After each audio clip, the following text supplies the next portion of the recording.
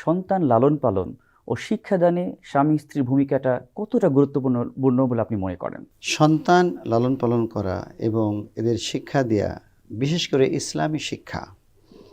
ইসলামী শিক্ষায় তাদেরকে কোরআনের শিক্ষায় শিক্ষিত করা, রাসূল সাল্লাল্লাহু আলাইহি সাল্লামের উসওয়ার নিরিখে শিক্ষা প্রদান করা প্রত্যেকটা পিতামাতার উপরে ফরজ। এই ফরজ দায়িত্বটা পালন করে যদি সে কিছু করতে পারে।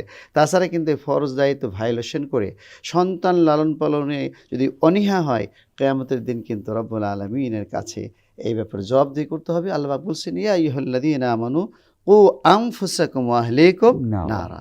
তুমি নিজে বাঁচো এবং তোমার আহলকে, পরিবারকেও বাঁচাও। পরিবারকে বাঁচানোর বিষয় হলো তাদেরকে শিক্ষা দীক্ষা দিয়ে আল্লাহকে চিনিয়ে দিতে হবে, রাসূলকে চিনিয়ে দিতে হবে, যাতে করে মৃত্যু পর্যন্ত তারা আল্লাহ এবং রাসূলের পথে থাকতে পারে এমন শিক্ষা দিতে হবে, আচার আচরণ আদব শিক্ষা দিতে হবে। রাসূল সাল্লাল্লাহু আলাইহি সাল্লাম বলছেন যে ৭ বছর বয়স যখন হয় তখন তাকে নামাজ শিক্ষা দিতে হবে, নামাজ রোজা রাখা শিক্ষা দিতে, আস্তে আস্তে তাদেরকে ট্রেন্ড আপ করে গড়ে তুলতে হবে।